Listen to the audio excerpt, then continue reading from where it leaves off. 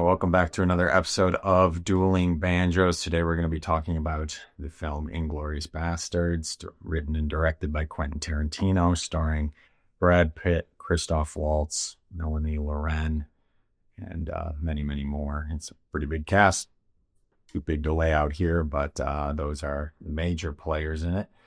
And, as with the sort of Tarantino's whole identity, especially in his past few films, has been this sort of exaggerated approach to historical retelling and oftentimes changing history. And history has changed quite dramatically in this one, as none of the events really at the end occurred in real life. That's not how it went down at all, especially as it pertains to the high-ranking Nazi officials like Hitler himself and Goebbels and all of them. But I think that really what this film is doing, and what Tarantino's motivations always are, is of course to be entertaining. That's why his movies make a lot of money, even though he is technically a tour.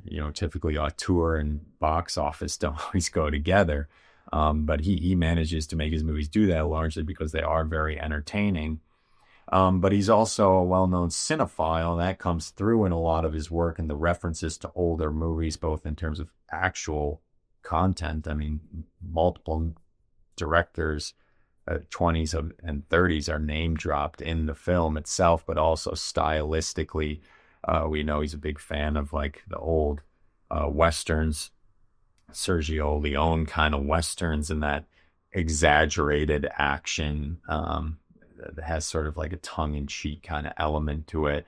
And so he's applying that to World War II here, and in a way sending up the conventions of World War II movies, which in a lot of ways have become cliched just due to the volume of World War II movies that we see. And so he's sort of sending up the conventions of those. Yeah, the movie is intentionally historically inaccurate. And anytime, I mean, it's obviously aware of that. It's not trying to present itself as being a historical movie by any means. But the purpose of the exercise, the whole point of why would you make a movie with historical inaccuracies involving figures that are historical, there's always an underlying reason for that. And this movie hits at a deep dissatisfaction with the reality of World War II. It's tongue-in-cheek, but that doesn't mean that it's not showing sort of an alternative series of events that to our culture would be more satisfactory. And so all the characters are exaggerated. Hans Landa, the SS colonel, most of all. But the whole reason why you would do something historically inaccurate relates, I think, to part of the dissatisfaction that the West and the Jews were not the most crucial element in actually toppling the Nazi regime. It was actually the Russians. And so with this movie, it's sort of almost rectifying what a lot of people wish, which is that, we have this idea of this advanced military state carrying out the persecution of Jews, and, being the victim of an atrocity, kind of like being a beautiful woman, in that you get snap sincerity that at some point becomes oppressive. So you'd like to flip the script and present an alternative series of events in which you're sort of instrumental in your own liberation from the atrocity. Well, so this movie speaks to that desire. I have to push back on that in the context of the narrative. I don't think it is the West that wins the war. I mean, they win the war, but it's not by their own necessarily their own actions. It's ultimately the decision of Hans Landa,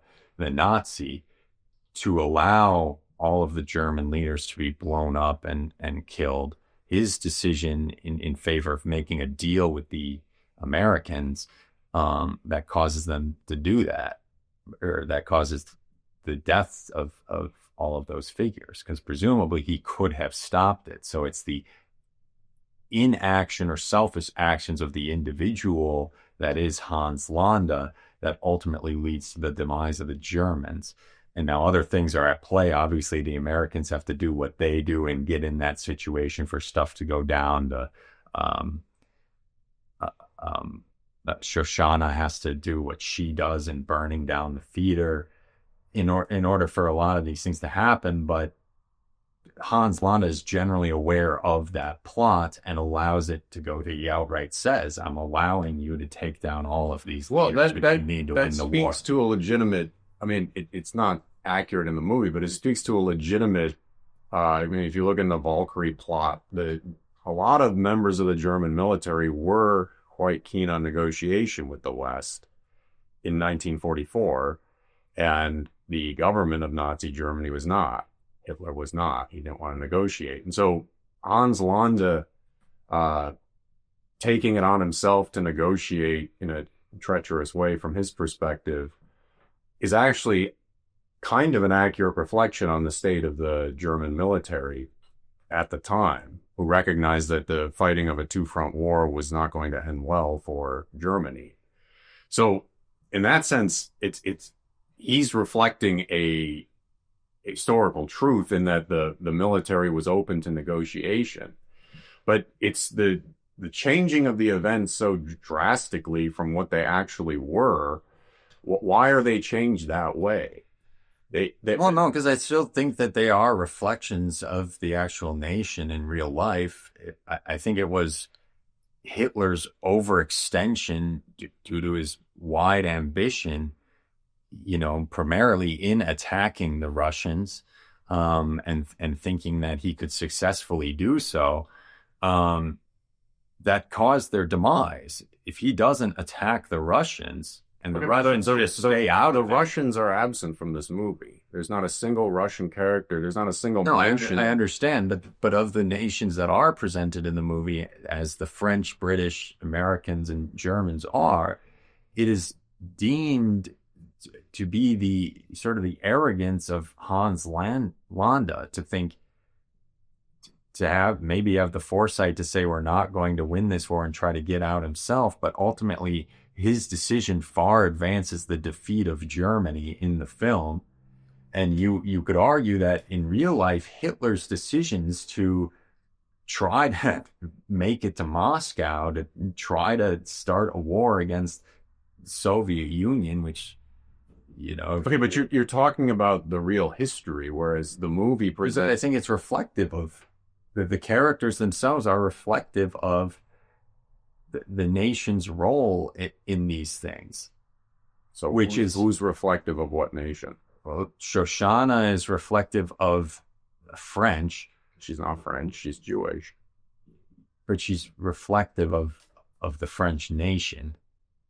She's living in France, occupied France, right? So France got steamrolled at the national level, but a big part of where they came into play was the French resistance, like an underground French resistance of people, not actively deployed on the battlefield. She doesn't claim that she says it in the reel when she lights fire to the cinema, which is she's doing it out of a Jewish sense of vengeance. Nowhere does she say she represents France. She speaks French because she's a French Jew. Well, nowhere does anybody say they represent the nation. It's sort of the sublime, like Hans Landa consistently says he doesn't represent the nation. The Jew Hunter nickname is just a name that was given to me. I didn't give that to myself, right? All of the Nazi leaders are watching a film called Nation's Pride while he's off trying to do something for himself. He sacrifices the leadership. So none of the characters really are outright stating that they reflect the pride of their nation or the motivations of their nation. I mean, Aldo Rain is the same way, right? He says, yeah, I'm going to get chewed out for doing some of the stuff that I do. It's not protocol, but we, the bastards, do. But we're going to do it because it's effective. And so I think all of the characters presented actually deviate from from taking pride in the national identity, and thus are far more effective in doing so. Okay, but I'm addressing the broader point of the presentation of the history in an alternative way has clearly made some obvious decisions. There's no mention of the Russians. So we assume that they're there on the Eastern Front, but there's no mention of that. It's basically, there was no band of bastards that was, ambushing Nazi officers and Nazi soldiers prior to D-Day, which is what the film presents. So I'm asking, why does the movie choose to portray events in this way? And what I'm suggesting is it's a far more satisfactory. We all know it's fiction, but it's far more satisfying to Jews in America, to Americans, maybe to Frenchmen, to give the impression that World War II was won by the efforts of Jews, Americans, and Frenchmen. And it was in part. We don't want to take anything away from the French resistance. We don't want to take anything away from D-Day. But the fact of the matter is, especially when we come to the Holocaust, which is that the Russians were the ones that liberated the camps in the East. So the movie is basically trying to present a history on the camps. It's not, but it's obviously, the opening scene is a demonstration of the atrocity of the Holocaust. So and the woman who kills all the Nazis and the high brass at the end is a Jew. And so the changes were made to reflect the disappointment, you could say, that these elements were not actually as crucial in the real history as the movie presents them. So it's always it's basically an effort to present a more satisfying vision of history. It's not saying it is history, but that's the motivation behind the movie and the inaccuracies of the movie.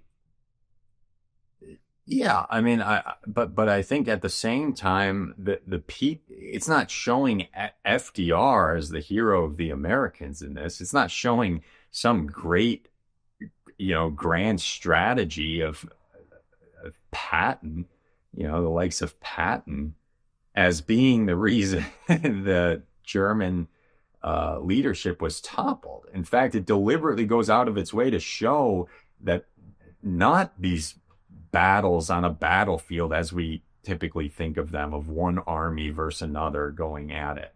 It shows all of the characters operating sort of under the surface as being the more effective way of blowing up the leadership at large. So it's this band of people of basically like mercenaries on the American side, right, that are going in and killing all these guys. That's really causing the trouble for the Germans, not the U.S. Army that's fighting on a battlefield, not the British Army that's fighting on a battlefield. And so it is, I think, to your point, suggesting that, obviously you can't glorify the Soviet Union. You're not going to do that, which may have been a more accurate presentation if it is the Soviets that ultimately liberated all the camps and beat Germany. But so it's not going to glorify them in any significant way. But I don't think that it's viewing it as nations at large. In fact, I think it's viewing the micromanagement of the Germans, the micromanagement of Hitler, to know about everything, know what every single soldier was doing, that caused them to be able to uproot the system from inside at a lower level, as opposed to on the battlefield where Germany was having success against France and Britain, and the U.S. obviously was. Yeah, but I'm talking about the broader motivation of why would you present it inaccurately in this way? What's the motive for that? Well, I think the motive is to make it more entertaining and be kind of tongue in cheek. I mean, the film is self-aware. It's entertaining, but it's changed in ways that are more satisfactory to the West and Jews in the West than the historical reality. So it's a kind of, it's positive presentation. Maybe positive is the wrong word, but it's a presentation of an alternative series of events in which the West and the Jews are crucial in killing Hitler. That's why I said I think it's sort of a breaking of the convention of World War II. I mean, World War II movies, they showed Jews in camps. We've seen that 1,000 times before. They show Nazis to be sort of mindless robots of the regime. We've seen that 1,000 times before. They show British and Americans to come in with their armies, which is the big change. And he's changing all of those stereotypes of the World War II movie by choosing to present the most prominent German character as being extremely smart and cunning and nuanced. But also evil. Certainly also evil. But willing to sacrifice his nation's potential victory, because at least where it's shown in the context of the film, it's not shown as, the Allies are closing in on Germany. It's not presented that way. No, but it's 1944. They mentioned the coming of the Armada, which is the landing on Normandy. So, I mean, the Third Reich is in its last year of existence over most of the action of the movie. Right. But it's not, I'm saying the way the film presents, like it's not like a presentation like Downfall where everything is crumbling around Hitler and he's trying to figure out how to. Yeah, it's not realistic. But I'm saying it's showing Germans in a relative position of confidence. I mean, they're going to attend this premiere of propaganda, smiling, having a good time. I mean, it's not presented at all, really, that Hitler is like, the walls are closing in on us and we're feeling the pressure. That is not the vibe I got from the storytelling. No, it isn't. And so it shows Germany still at some strength, and it's the actions of, undercover subterfuge that ends up killing him. And that's a very satisfying conclusion. It's sort of how we wish in the West that history could have gone or might have gone, because it makes the West and the Jews far more crucial in the toppling of the Nazi regime than they, in fact, were. I mean, I think you're thinking too big picture on it. Because I think all of these characters are exceptionally well written and differentiated from one another. Like there's not a character like Aldo Rain in another war movie. You look at him and you're like, okay, that's like, your Tennessee American, Murica kind of guy that's leading the charge with these people that basically are out there having fun with their guns, scalping Nazis. Like it's reflective of stereotypes of sort of like the Murica kind of American, Yeah, but there's a little Patton in Aldo Rain. I mean, that's sentiment. That's sort of like, but there's but in Patton, I think it's more like a cavalier vigilantism that Aldo Rain is engaged in. Yeah, because he's like, you see, it's presented like that plan where they were pretending to be Italians was never gonna fool Hans Landa or really any competent German, right? They were going to see through that mountain climbing right before a premiere of a film. That they were never going to buy that.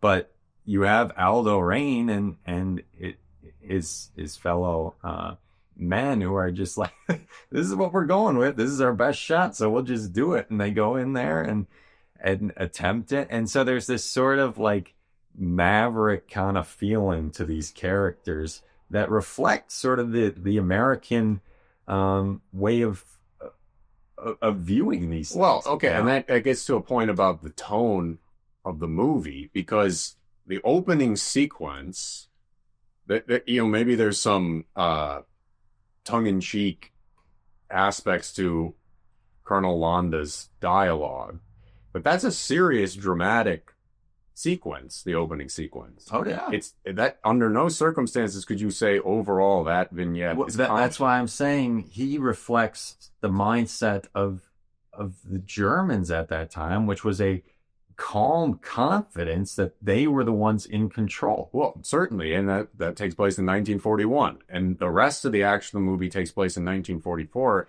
and it's clearly a tonal shift to where we're sort of to accept the cavalier. I mean, there's none of the sorrows of war or the horrors of war being portrayed that you see in a lot of World War II movies.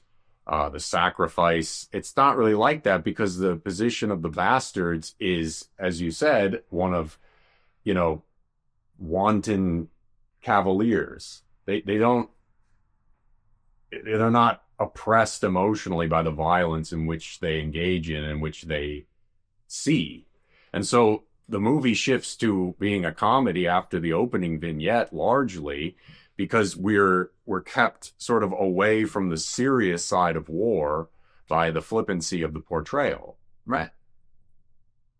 But Hans Landa never changes his calm, sort of calculating self-confidence, right? Even through to the end, he's like looking at Aldo Rain and the little man. It's not actually his name. That's the nickname that Hans Landa gives him. But he's looking at those two and he's like, let's make a deal. Like, he is the one in control of the situation. He's the one that's like, you're at my mercy. Now, they kind of flip the script at the very end. Not really. I mean, Hans Landa doesn't end up dying. He gets his comeuppance. Yeah, he gets his comeuppance. But he's always presented, until that very last scene in the film, as being totally confident that he's in control of the situation. Yeah, but I wonder if it somewhat, so the emotional, the only characters who suffer, I would say, deeply negative emotions of the major characters is Shosanna. Mm-hmm. She's obviously distraught in the opening sequence because her family's just been murdered. And she's periodically distraught when she's running the cinema, because she has to say goodbye to her boyfriend, and she knows she's going to die. And so there's a bit of pathos to her character amidst the comedy. Everyone else is portrayed in a very comedic way to some degree. It's distancing us from the seriousness of the violence. Right. So the tavern scene, for instance, where we have some limited, maybe, I mean, there's a sympathy draw with the German private Wilhelm, who just became a father, and he ends up getting shot. And I don't know if any Western audience or American audience is going to sympathize too much with that. But it's basically like this was a horrific scene of carnage. Some innocents died. The bartender died and his daughter died. And the movie is not interested in examining any sort of emotional fallout from that kind of violence, because it's sort of got this upbeat cavalier attitude towards all violence, right, which is characteristic of Tarantino. I think that's reflective, particularly with the Americans, with their sort of morbid attraction to violence. Like, they're entertained. The American and maybe Western audiences overall, I can't really speak to other European countries, but at least with American audiences, you see sort of a gleeful intaking of violence in media. And so it's almost like a sport. The violence is almost like a sport to the Americans, anyway. Yeah, that's characteristic of Tarantino. Right. But we know that's not how. So that is the pathos for the American characters. Well, that's not pathos then, because if there's no way, if you find yourself really rooting for something. We don't see Aldo Rain when after a few of his men get killed in the tavern. He's not bemoaning that. He's totally free from any of the tragic feelings that war brings to most people, because his mindset is, you either give me 100 Nazi scalps or you die trying. It's almost like a suicide mission to a degree. They're like, we know there's a high chance we're going to die. We know what we're doing here. Right. Accept it, They've reckoned with it already, or they wouldn't be a part of this group that's, they'd be out with the rest of the infantry on the battlefield.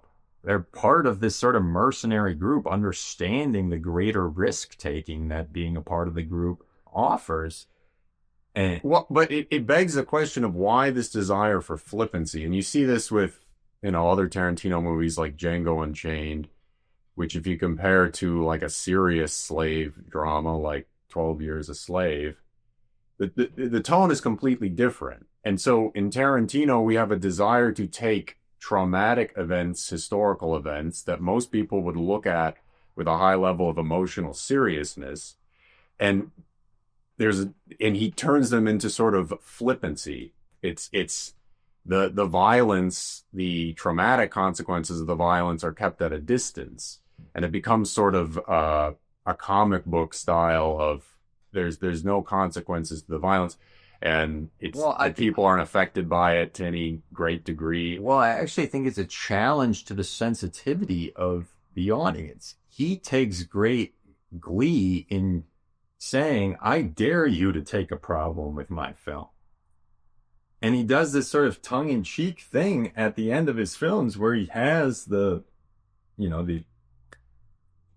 what society perceives as the victim in these circumstances, or just the victim in these circumstances. I mean, it's not, oftentimes it's fairly black and white as to who the victim is when it comes to World War II and slavery.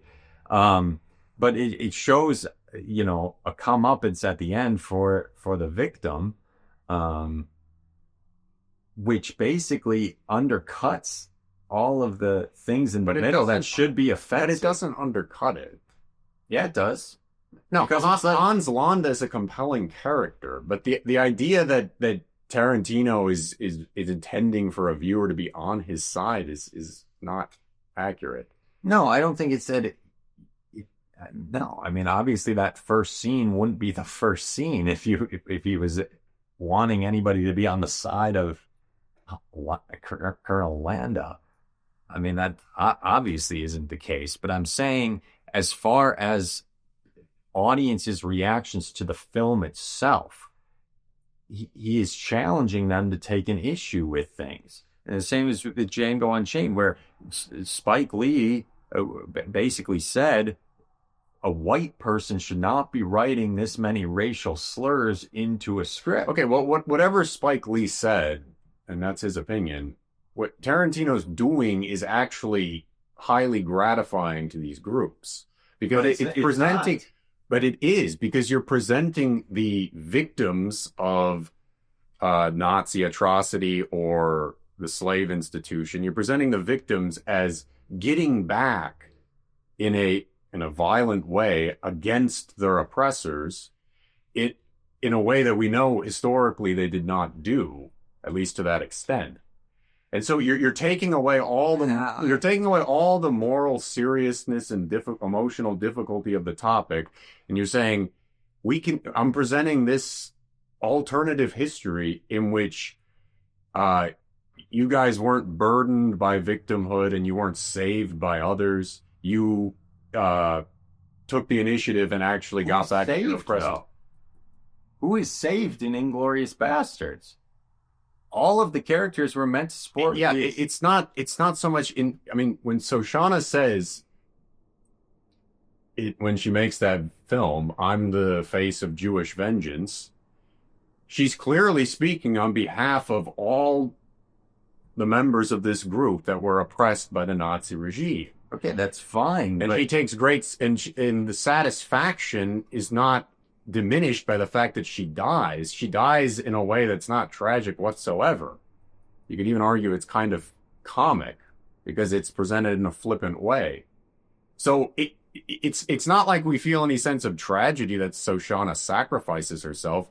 There's a sense of satisfaction in this could have been how it was, or we wish this is how it was. This would have been a far more satisfactory conclusion to World War II from our But perspective. even if you accept that, what's the problem with that? You're talking I don't say about it's a entertainment. problem. I don't say it's a problem. I'm speaking to the motivation of why you would alter history in this way. And the insistence that Tarantino is, provoking controversy, to some people he may be, but to a far greater segment of people, he's actually providing sort of a catharsis of we want to see history presented in a way in which we were crucial to eliminating our oppressors. And it's not like we were saved by others. It's not like we were these helpless victims the whole time and we needed someone else to come in.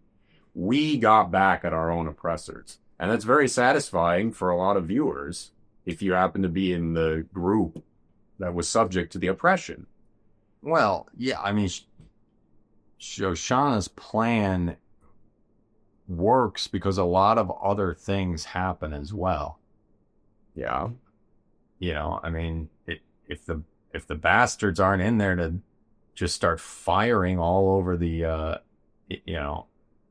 present Nazis in the theater, I mean, yeah, the doors were blockaded, but I have a feeling a bunch of people in the military can figure out how to get around a door being blockaded that way, and there would be some people escaping. Okay, but the plot convenience is notwithstanding. That's a choice made by the movie.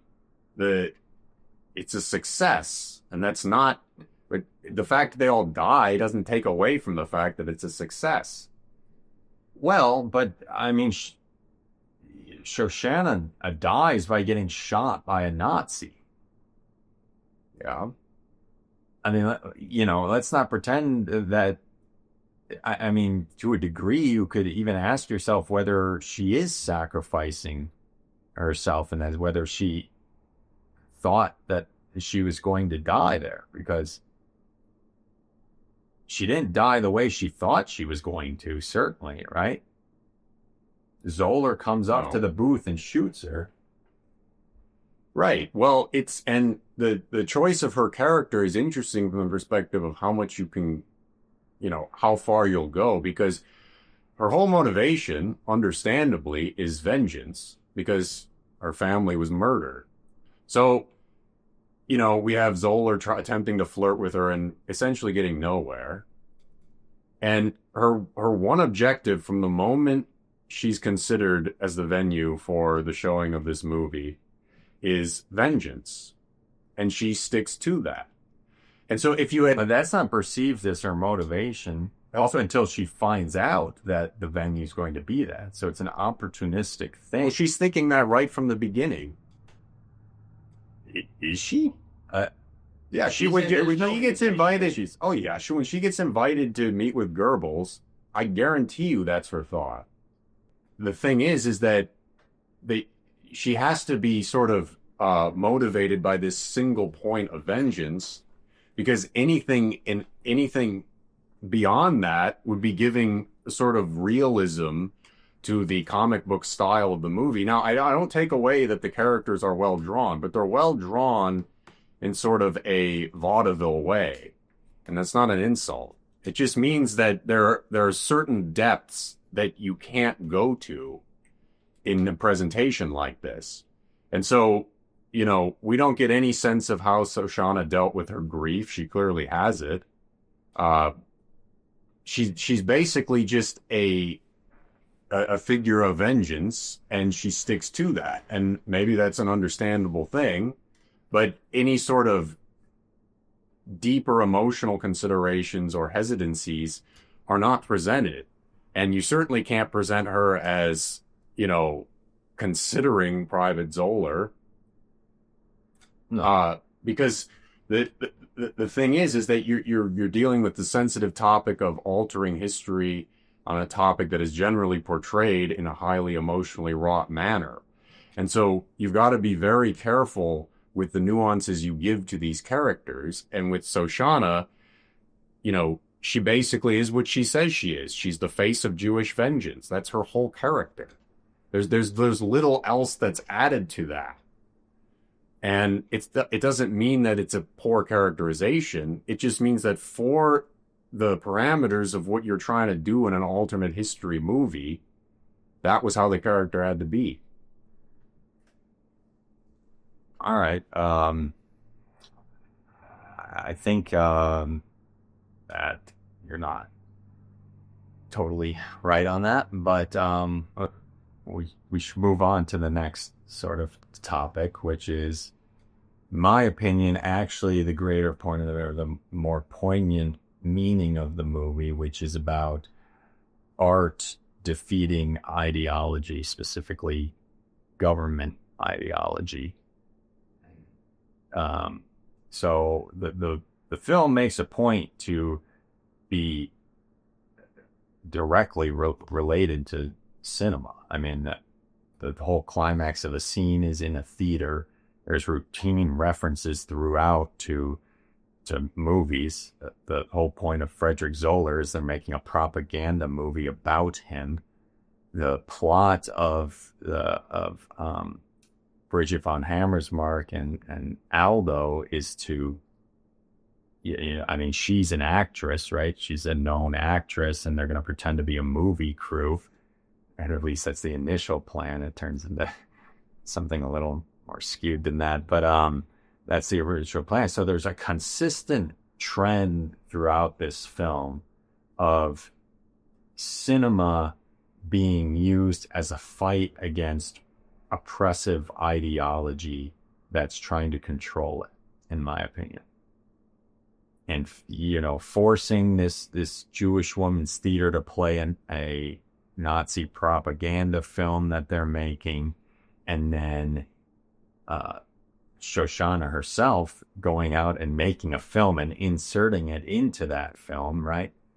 I think is sort of on a higher level, a statement about how the way we push back against oppressive ideologies and regimes, the people in power, is through art.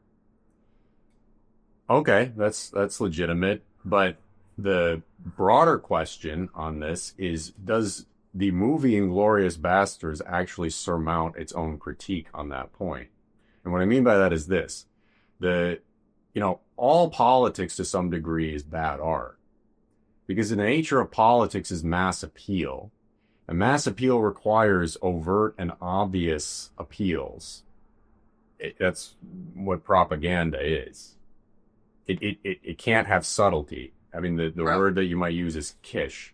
So all politics is kitsch. And so anytime you're making a work of art and you're also trying to convey a political message, it becomes a difficult question of do you thread that to the degree that your art can be said to be permanent? And so it's obvious to us that the propaganda movies of the Nazis are not artistic. Any merits technically they may have in the construction is bogged down by the fact that they're conveying a propaganda point as the primary motive of the artwork. So it's bad art on that basis. But Inglourious Basterds is also itself, as a movie, attempting to convey political points. And so you can certainly survive as an artistic work when the politics that you're dealing with have passed into history. Many of the great works of literature do that. But if you're too overt in your political pitch, and that's crucial to sort of the presentation of the art, then you'll actually sink you'll sink in different times when the politics is no longer relevant. So does Inglourious Basterds actually meet the criteria for a long-lasting work of art after the politics becomes faded? Well, I would say yes, but I'd also disagree fundamentally with your take, which is that it's a political movie. I don't think that it is. Of course, it's a political movie. I mean, any movie made about World War II that wants any kind of appeal or audience is going to make it in favor of the good guys. And so, okay, but that's not.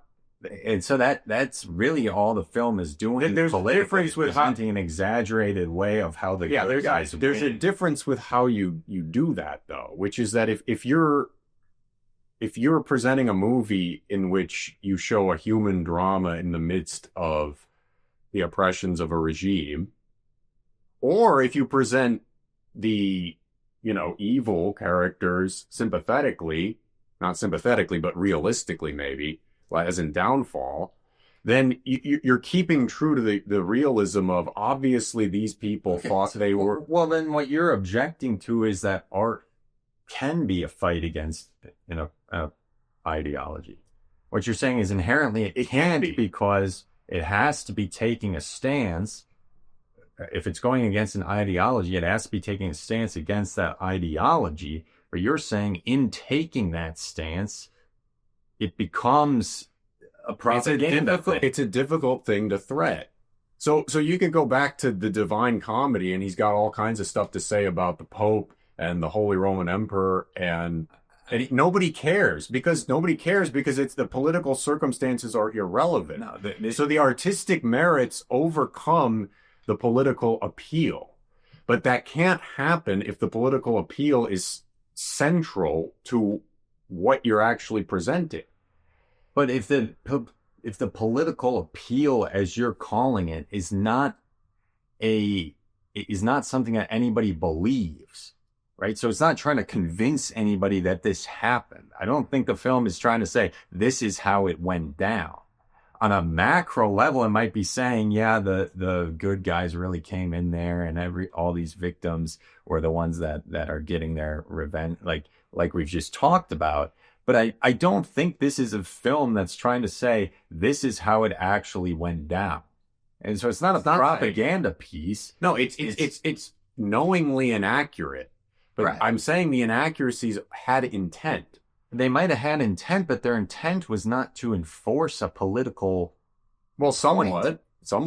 No, it was an attempt to address a dissatisfaction with it's not denying the reality of the history. It's not intending to change societal perception of the history. Well, no, but what it is doing is it's speaking to a desire to have a more satisfactory outcome to World War II than in fact was. Okay. Because all of history is morally ambiguous and messy to some degree. So, for instance, the fact that the biggest reason for the Nazi regime's collapse was due to the USSR, which is indisputable, that is not something that Americans like to accept.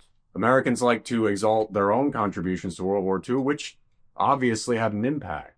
But the reality is that the Russians bore the brunt of defeating the Nazi regime. And so when you're presenting a movie... I mean, that's just ridiculous. No, you're presenting... Any World War II movie made in America is going to have America as the big guy. That's fine. That's not a political movie. That's just... You're making a movie about an identity that you're a part of, which is American identity. No, because when you change, it's different when you're presenting, say, a realistic depiction of the Normandy landing or something, and you're showing the terrible toll of war and the difficulty of war. Yes, it's portrayed in that the Americans are good and the Germans are bad. That's fine, but it's dealing with broader themes of, the difficulties of war and the emotional tolls of war. And that arguably is more political. It has a political component, but a lot of these things survive. So the Iliad is pro-Greek. It's not pro-Trojan. We don't care because these people don't matter to us anymore. What we care about is what it has to say about war in general terms. And so you can survive. Okay, so how are you disagreeing with my initial thesis? Because the disagreement we're having is how crucial is the political appeal to Inglourious Basterds? It doesn't matter. You just said it doesn't matter. No, it does matter. Because if it's too crucial, if it's basically the whole purpose of why you're making the artwork. I don't think that it is, because I just laid out that you have an oppressive ideology and you have art fighting it. So That is I could say, paradigms on World War II, are going to, like any historical event, they shift. No one, we don't have an idea of Napoleon as a great monster of Europe anymore, even though that's what he was for most of Europe in the 19th century. Now, Hitler's a different case because of the sheer level of his atrocities. But the thing is that Inglourious Basterds has a considerable amount of anti-German epithets, for instance, right?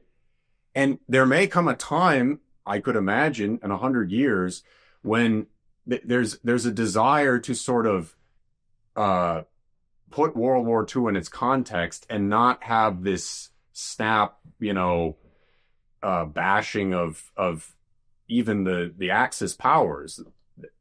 So it becomes a more nuance as the event goes back in history. It becomes more nuanced, and so the question is whether something like I think it's a nuanced portrait even of the Germans.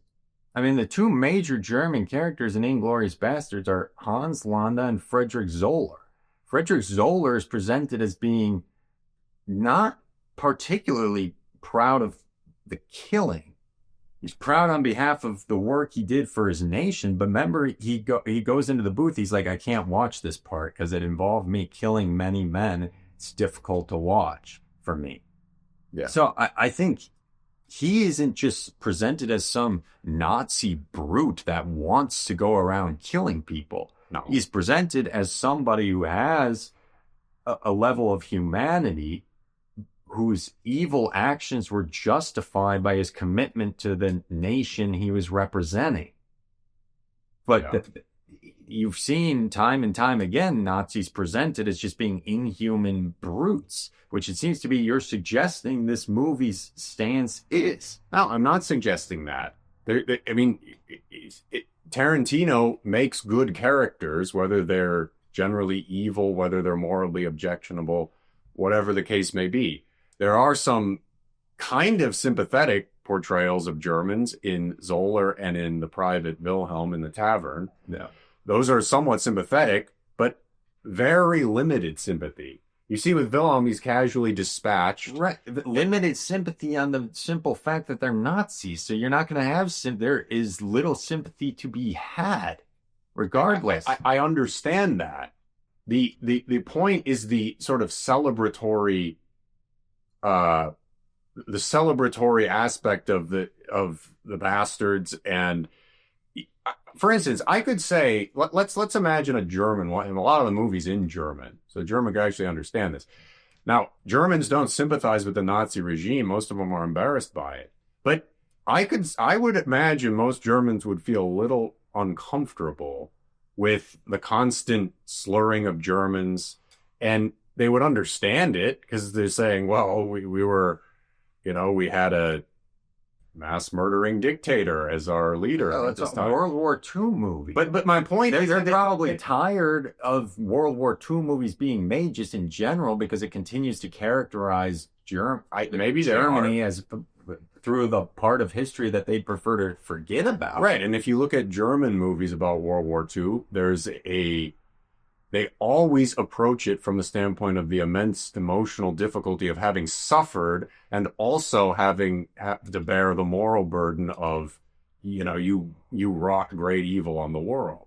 So it's a double thing of we suffered and we can't even idolize it. They would understand. Then they would understand even more an American movie being made with sort of what's missing from German World War II movies is the flippancy that's in Inglourious. They're not in a position to have flippancy. They didn't. I know they're not. So when they see a movie like Inglourious Basterds, where it's not like they have any sympathy with Hitler or any of the Nazi high command.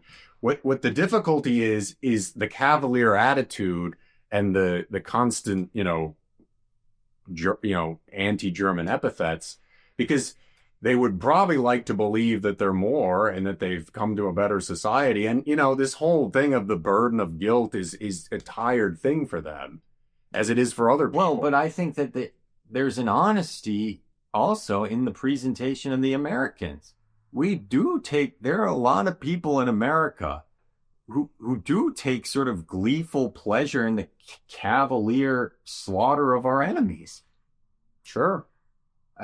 More so than perhaps other nations out there. Certainly less powerful ones. Okay, We're sort of flexing our fine. power. I'm saying as the political circumstances of a historical event fade and new conditions are, so, United States and Germany have been partners since the end of World War II, right?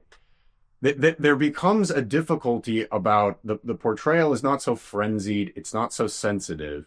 And so if we're thinking about the legacy of a movie like Inglourious Basterds, we have to consider, how will this movie be taken in 100 years?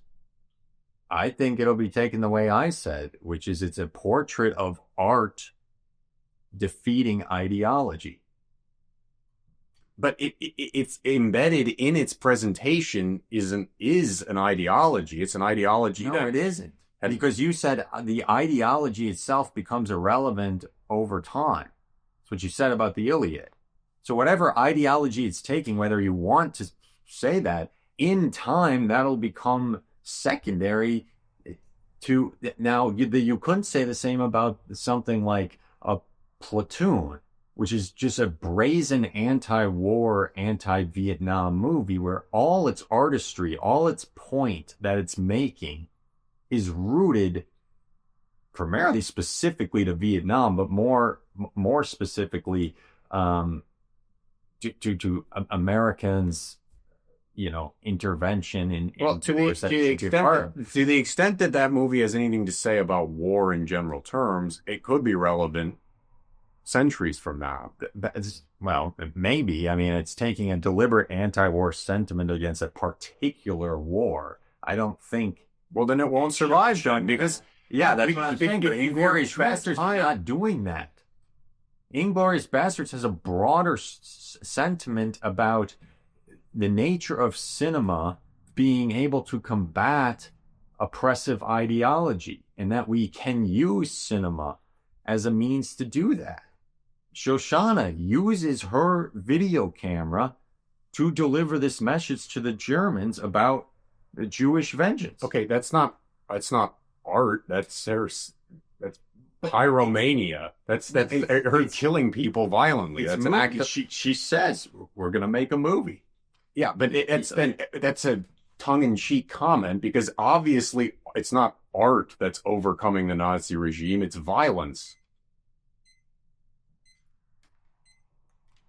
But it's cinema nonetheless. I mean, it's perceived as being that. It's saying that the medium that is cinema, it is what can combat ideology. The medium itself of movies and cinema can combat oppressive ideology. Not specifically that what she made was artistic, but that the medium of which she used is a very powerful one, which is movies and cinema. Okay, but that's a deficient point in the context, because you see that the movie... It's not. The analysts focus on cinema and the that's fine, and that's he's a cinephile, and he's got a lot of references that cinephiles like. But the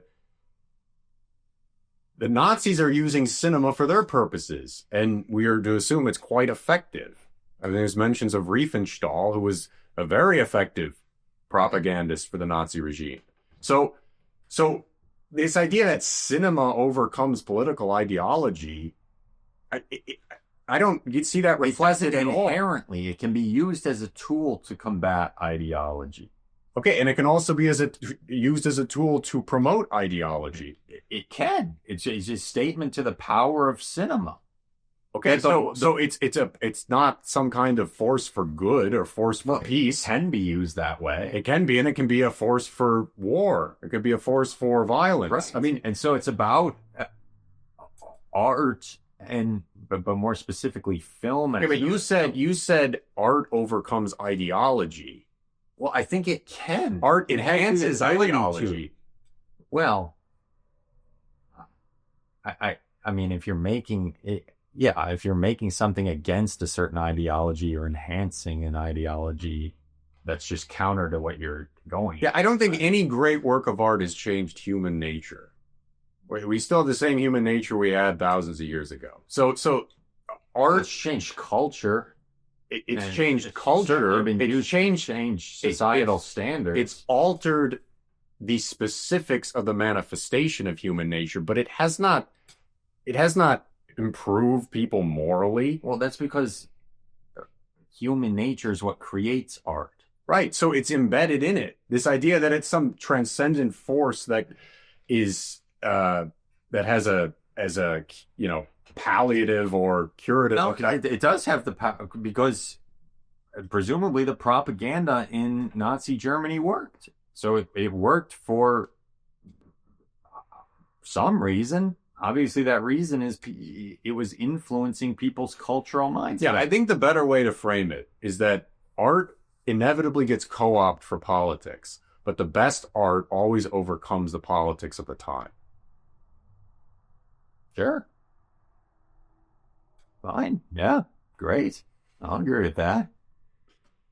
But yeah, we have to leave it there anyway. Run out of time, but yeah, a great conversation about Inglourious Basterds. Is a very good movie, and definitely one worth checking out. Next week we'll be talking about an older film, classic Carnival of Souls. So don't miss that on Dueling Banjos.